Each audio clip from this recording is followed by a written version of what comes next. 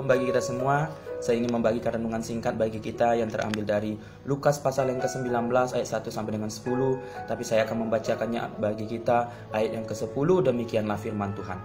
Sebab anak manusia datang untuk mencari dan menyelamatkan yang hilang. Tema perrenungan kita, perjumpaan yang membawa perubahan hidup. Banyak di antara kita mengaku dirinya sebagai orang Kristen, tapi kehidupan sehari-harinya tidak menunjukkan kekristenan yang sebenarnya, di mana perilakunya, sikapnya, karakternya, bahkan kita masih menyimpan rasa sakit hati, kita gampang tersinggung, bahkan kita susah untuk mengampuni orang-orang yang telah menyakiti kita.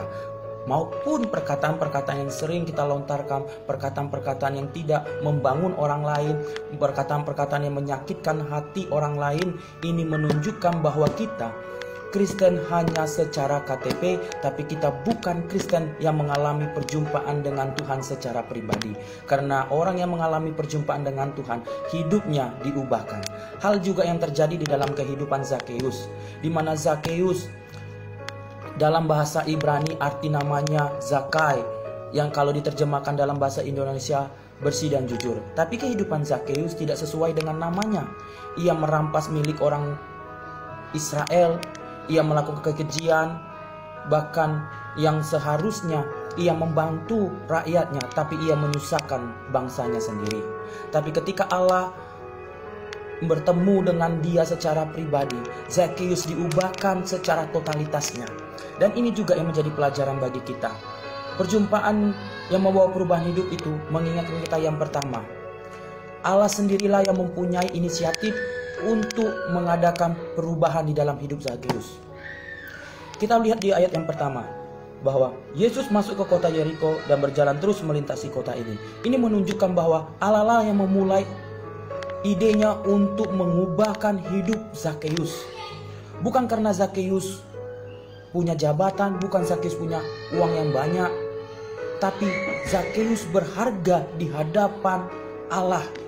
Sebesar apapun dosa yang dilakukan oleh Zakeus, tapi karena cinta kasih Tuhan, ia mengubahkan hidup Zakeus.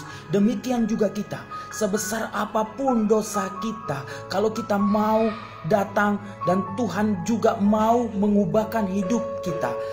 Oleh sebab itu, kalau kita melakukan hal yang baik di dalam kehidupan sehari-hari, bukan karena kita bisa, tapi Allah lah yang telah memulai pekerjaannya di dalam diri kita, sehingga kita melakukan apa yang benar, apa yang baik, apa yang mulia bagi Tuhan. Karena Tuhan telah memulai pekerjaan itu bagi kita. Yang kedua, respon kita. Respon yang dimiliki Zakeus ayat yang ketiga dan empat, yaitu memiliki kerinduan. Kerinduan Zakeus yang luar biasa ingin bertemu dengan Tuhan, walaupun ada tantangan secara pribadinya, ia pendek, bahkan orang-orang pada waktu itu begitu banyak menghambat dia untuk bertemu dengan Tuhan. Tapi karena hatinya yang rindu bertemu dengan Tuhan, ia tidak putus asa, ia tidak menyerah begitu saja. Demikian dalam kehidupan kita. Mungkin banyak yang menghambat untuk kita bertumbuh di dalam Tuhan. Kalau kita mempunyai hati yang rindu, kita akan terus berjuang dan tidak akan menyerah menghadapi apapun pergumulan kita. Milikilah hati yang rindu untuk selalu bertemu dengan Tuhan. Yang kedua, bersikap seperti anak-anak. Kalau kita lihat di ayat yang keempat, bagaimana Zakeus memanjat pohon. Bagi orang Yahudi, memanjat pohon adalah kegiatan yang dilakukan oleh anak-anak. Tapi Zakeus melakukan hal itu, ia meninggalkan jabatannya sebagai kepala bea cukai. Ini mengingatkan kita dan mengajarkan kita bahwa bagaimana kita rasa ingin tahu itu membuat kita semakin mengenal Tuhan. Jadi milikilah rasa ingin tahu, milikilah hati yang selalu rendah hati, hati yang terbuka di hadapan Tuhan, sehingga kita akan memiliki perubahan dalam diri kita. Yang ketiga, tidak menyia-nyiakan waktu. Bagaimana Zakeus ketika Tuhan berkata, aku mau menginap di rumahmu. Bahkan Zakeus tidak menolak, bahkan Zakeus menyediakan waktunya untuk bertemu dengan Tuhan. Hal ini juga dalam hidup kita. Ketika firman Tuhan menegur kita untuk bertobat, jangan pernah kita sia-siakan waktu ini. Karena waktu yang Tuhan berikan hanya datang satu kali, dan kesempatan itu tidak pernah datang dua kali. Bertobatlah alamilah perubahan di dalam diri kita. Yang ketiga, perubahan itu harus dirasakan oleh orang-orang di sekitar. Bagaimana Zakheus, kalau kita melihat ia merampas milik orang lain, ketika ia bertemu dengan Tuhan, ketika ia diubahkan, ia mengembalikan segala sesuatunya yang pernah ia rampas.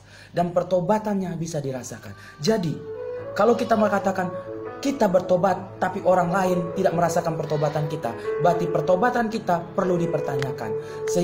Setiap orang yang sudah bertobat, pertobatan itu harus dirasakan. Jadi, Bapak, Ibu, Saudara yang kasih dalam nama Tuhan Yesus, alamilah selalu perjumpaan dengan Tuhan, maka Tuhan akan mengubahkan hidup kita. Amin.